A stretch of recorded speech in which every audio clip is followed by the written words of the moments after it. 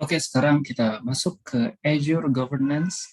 Azure Governance itu artinya adalah tata kelola di Azure. Intinya kita bagaimana mengelola resource yang ada di Azure. Di sini ada 5 fitur utama atau 5 service yang bisa digunakan untuk mengelola resource di Azure. Nanti juga akan dibahas tentang strateginya dari Cloud Adoption Framework yang akan dibahas setelahnya. Pertama ada 5 fitur utama itu. Yang pertama itu ada Role Based Access Control, RBAC. Ini berguna untuk authorization. Siapa saja bisa akses, siapa saja yang tidak boleh akses, aksesnya seperti apa saja, akses yang diperbolehkan, misalnya user A boleh apa, melakukan apa, user B boleh melakukan apa, dan seterusnya. Lalu yang kedua ada resource log. Resource log itu adalah locking. Locking itu dia tuh larangan. Jadi kayak ada 2 resource untuk locking untuk delete dan locking untuk write atau update. Jadi kalau misalkan dia ada locking untuk delete, maka resource tersebut tidak bisa di-delete sampai lognya itu di-disable. Lalu yang ketiga ada text untuk resource. Untuk semua resource di Azure itu bisa menggunakan text. Text ini untuk mempermudah dari sisi pengelolaan. Kalau misalkan kita mau searching, maka teks ini lebih mempermudah dalam hal searching. Atau ketika dalam cost management, teks ini juga bisa digunakan untuk mengelompokkan resource-resource tersebut berdasarkan satu teks tertentu.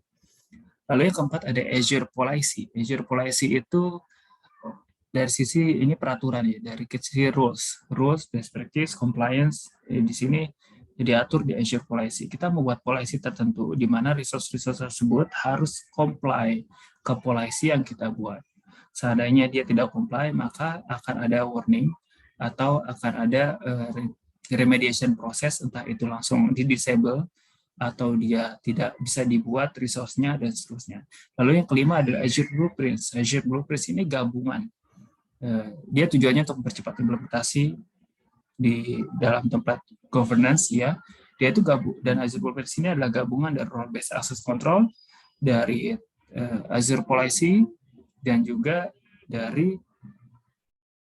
apa lagi namanya itu, dan lain-lain. Pokoknya semua fitur Azure Governance itu digabung di Azure Blueprints, masuk ARM templates. Oke, itu juga masuk di Azure Blueprints.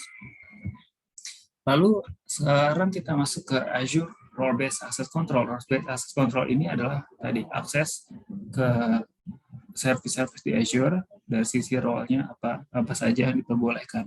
Di sini ada Role Based Access Control itu ada 3 komponen. Komponen pertama itu adalah prinsipal. Prinsipal itu adalah siapa atau apa. Itu siapa yang mau akses atau apa yang akan mengakses. Itu ada 3, ada user, ada group, atau service. Jadi service di Azure itu ketika kita mau service, dia juga bisa memiliki prinsipal tersendiri. Jadi service apa bisa mengakses apa, atau user apa bisa mengakses apa, atau group apa bisa mengakses apa, dan seterusnya.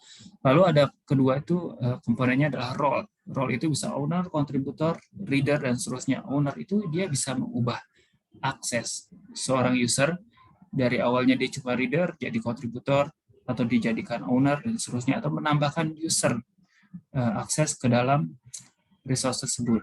Lalu ada kontributor tadi bisa mengedit, bisa meng-create resource di dalamnya, cuma dia tidak bisa menambahkan user lain agar bisa terhubung di situ. Lalu dia juga dari sisi scope, dan terakhir itu ada scope komponennya. Scope ini dia bisa di level management group, level yang paling atas, atau di level subscription, atau di level resource group, atau di level resource. Resource itu misalkan virtual machine, itu adalah resource. Di atas virtual machine itu ada namanya resource group, yang isinya kumpulan banyak resource. Kita bisa taruh di situ, atau bisa di atasnya lagi, itu di level subscription, atau di atasnya lagi di level management group. Nah, role itu adalah gabungan dari apa yang boleh dilakukan dan tidak boleh dilakukan. Itu disebut role. Jadi di sini ada mapping antara principal, role, dan scope. Ini contohnya di sebelah kanan yang dia digambar. Sekarang kita masuk ke, ini masih ke role based access control. Ini contohnya kalau kita mau membuat role based access control di Azure, itu ada di fitur access control. Ini access control ini ada di semua resource, bahkan ada juga di resource group, management group, dan juga subscription. Jadi kita bisa masuk ke access control, lalu kita akan melihat di situ kita bisa add, kalau misalkan kita owner, kita bisa add user tertentu. Lalu kita taruh dia mau di role apa, mau dia sebagai admin, bukan admin, sorry, owner, atau dia kontributor, atau dia reader, atau dia mau menggunakan custom role yang kita buat sendiri yang tidak ada sebelumnya di Azure. Nah, sekarang kita masuk ke resource log. Nah, ini logs itu adalah fungsi untuk mengunci. Intinya dia mengunci dari action tertentu. Di sini lognya itu ada log delete dan log read only. Jadi kalau misalkan cannot delete, lognya cannot delete, maka dia user tidak bisa menghapus resource tersebut. Tapi bila dia lognya adalah read only, hanya membaca, maka user itu hanya bisa membaca tanpa bisa memodifikasi. Tapi kalau cannot delete, dia masih bisa memodifikasi resource tersebut atau mengkonfigurasi ulang resource tersebut. Dan ini juga ada di setiap resource, ada di resource group.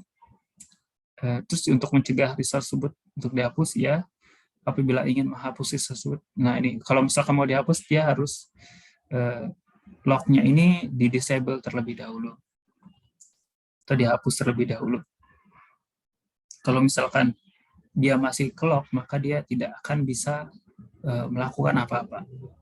Tidak bisa mendelete kalau kasusnya adalah cannot delete lognya. Kalau misalkan kasusnya adalah read only, dia user itu hanya bisa membaca tapi tidak bisa memodifikasi resource.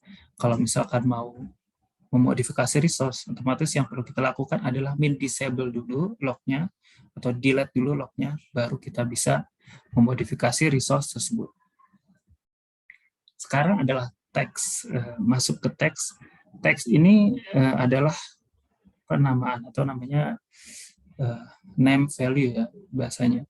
Dia tuh kita bisa multiple teks, bisa banyak teks yang bisa digunakan di resource atau di resource group atau di subscription management group. Teks ini bisa banyak, lebih dari satu. Dan ini biasanya sesuai dengan kebutuhan bisnisnya. Misalkan dari sisi environment-nya, bisa dari sisi impact dari aplikasinya, critical atau sebagainya. Nah, ini teks ini penting untuk, pertama ada resource management.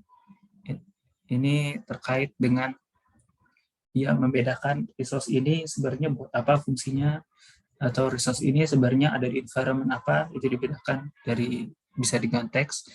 Yang kedua itu bisa untuk cost management and optimization. Jadi dengan teks ini kita bisa mengelompokkan resource-resource yang ada di satu teks dan melihat jumlahnya di teks apa. Misalkan ini ada teksnya adalah environment test, kita bisa lihat resource-resource yang menggunakan teks environment yang value-nya test itu total cost-nya adalah sekian juta dan seterusnya. Itu bisa kita lakukan. Lalu ada operation management, ini terkait dengan pengelompokan ketika kita melakukan otomasi. Kalau kita misalkan mau mendelete sekaligus resource-resource dalam satu teks, itu juga bisa dilakukan dengan penggunaan teks ini. Lalu ada security ini juga bisa digunakan. Security ini bisa juga menggunakan teks sebagai pengelompokannya. Lalu dari sisi governance and regulatory compliance, ini jelas. Lalu ada terakhir workload automation. Ini juga berhubungan sama operation management yang tadi. Kita lanjut ke Azure Policy.